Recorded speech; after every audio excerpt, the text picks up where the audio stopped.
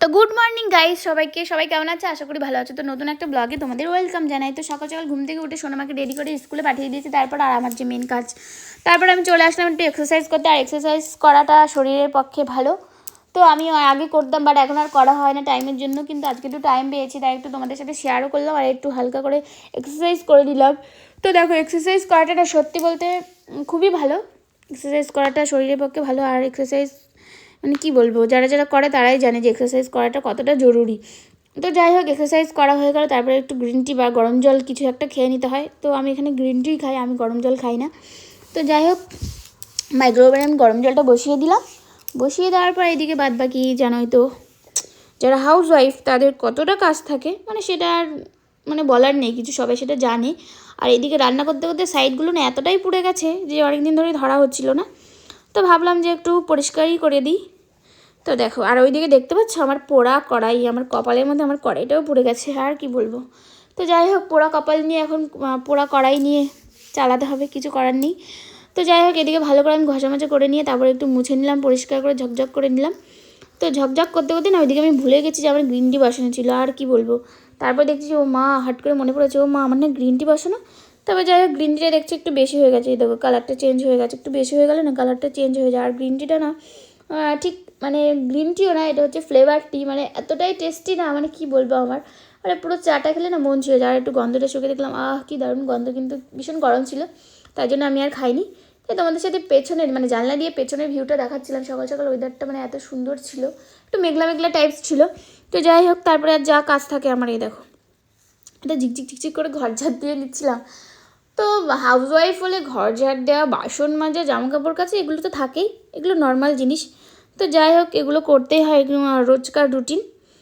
তো আর এদিকে এসে দেখছি ঘরের এই অবস্থা, মানে কি আর বলবো। তারপর আবার গ্রিন টি খেতে একটু আসলাম।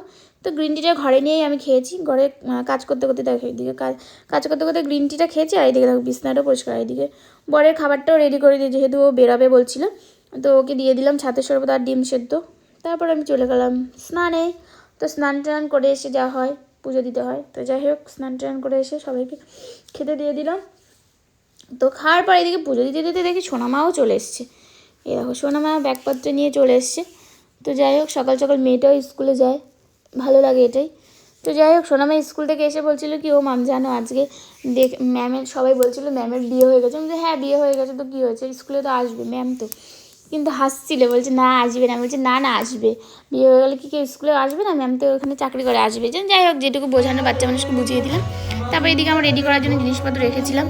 তো তারপর আমি চলে গেলাম রান্নাঘরে। আমি খাওয়ার জন্য আমি একটাই ডিম সিদ্ধ খেয়েছিলাম, কারণ কি ঠাকুরকে না দিয়ে আমি আবার খাই না, এটা হচ্ছে আমার নিয়ম। তো তোমরা আমার মধ্যে কে কে নিয়ম করো বলতে পারো। তো যাই হোক, এদিকে আমিও রেডি হয়ে গেছিলাম, আমাকে কেমন লাগছে কমেন্টে জানিও। আর এদিকে সোনামাকেও রেডি করিয়ে দিচ্ছিলাম, রেডি করিয়ে দিয়েছি। তো তারপর আমাদের রাস্তায় দেখি টোটো দাঁড়িয়ে আছে, আবার শ্বশুর বসে টোটোটা দাঁড় করিয়েছিল। আর বলছিল যে সাবধানে যাস আর পৌঁছিয়ে একটা ফোন করে দিস, সেটা বলতেই বাবা এখানে এসেছিলো। তো যাই হোক, বড়রা আর কি যা বলে। তারপর আমরা টোটোওয়ালাকে বললাম ঠিক আছে চলো, আমরা এখন উঠে বসে পড়েছি। তো তারপর দেখো, এদিকে সোনামা বলছিল যে তোমরা এত সাজুগুজু করেছো, লিপস্টিক পরেছো, কাজল পরেছো, আমাকে কেন পরাওনি। তো আমি বললাম মা তুই বড় হাত, ওকেও পরিয়ে দেবো। সেটা নিয়ে আমরা একটু হাসাহাসি করছিলাম। তো যাই হোক, আমাকে কেমন লাগছে একটুখানি কমেন্টে বলো তো। তো যাই হোক, এদিকে দেখো যেতে যেতে এত সুন্দর মানে পেয়ারা গাছ আর পেয়ারা গাছ চারিদিকে। দেখো এটা ছোটো, এই পাশে বড়ো। আর পেয়ারা গাছগুলো না, যেগুলো পেয়ারা হয়েছে কুচি কুচি মানে ক্যারি দিয়ে ঢেকে রেখেছে। দেখো, তারপর বলতে বলতে এখানে চলে এসেছি মেন বাড়িতে, মানে যাদের বাড়িতে যাওয়ার কথা ছিল। তো যাই হোক, এখানে এত সুন্দর সাজিয়েছে কী আর বলো। তারপর যার সাথে সেই বোনটা চলে এসছে, আমার বোনকে কেমন লাগছে টনি বলো। তো যাই হোক, এই যে ওর মাসি, আর এখন হয়ে গেছে ওদের আশীর্বাদ পর্ব হবে। তো এদিকে ক্যামেরাম্যান এত বসেছিল না, এত সুন্দর সাজিয়েছে, সত্যি ভালোই লাগছিলো। তারপরে আমাদেরও একটু দেখিয়ে দিলাম যে আমরা বসে বসে কী করছি। আমরা বসে বসে আমরাও ক্যামেরা করছিলাম। তো তারপর সবাই আশীর্বাদ করে দিল। আশীর্বাদ করার পরে যে একটা নিয়ম হয়, যে একটা নোড়া আর একটা প্রদীপ থাকে, ঢাকা থাকে, যেটা তোলে নাকি সেটাই হয়। তো আমি এখানে যাই না, আমি এটাকে বিশ্বাস করি না, কারণ কি আমি নোড়া তুলেছিলাম, আমার মেয়ে হয়েছে।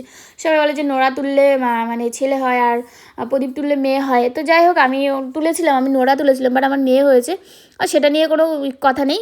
তো যেই হোক না কেন, ছেলে হোক মেয়ে হোক, সুস্থ থাকুক ভালো থাকুক, এটাই ভগবানের কাছে প্রার্থনা করি। তো এখানে প্রদীপ তুলেছিল আর হাসাহাসি হচ্ছিলো যে কী হবে জানি না। তো যাই হোক, যেটাই হোক, সুস্থ থাকো আর সবাই একটু আশীর্বাদ করো ওর বেবিটা যেন ভালোভাবে হয়ে যায়। তো যাই হোক, তারপর আমাদের মেন কোর্সে চলে গেলাম। তো মেন কোর্সে ছিল ডাল, ভাত, পাঁপড়, মানে বাঙালিয়ানা খাবার হয় আর কি যা যা। তো খাবারগুলো না সত্যি অসাধারণ ছিল। আর এদিকে তো হালকা করে তোমাদের দেখিয়ে কত কিছু দিয়েছে বাবা। তারপর খেতে খেতে না দেখলাম একটা ছোট্ট কিউট বিড়াল এসেছে। তো বিড়ালটা এত সুন্দর। আর ভিডিওটা যদি ভালো লাগে লাইক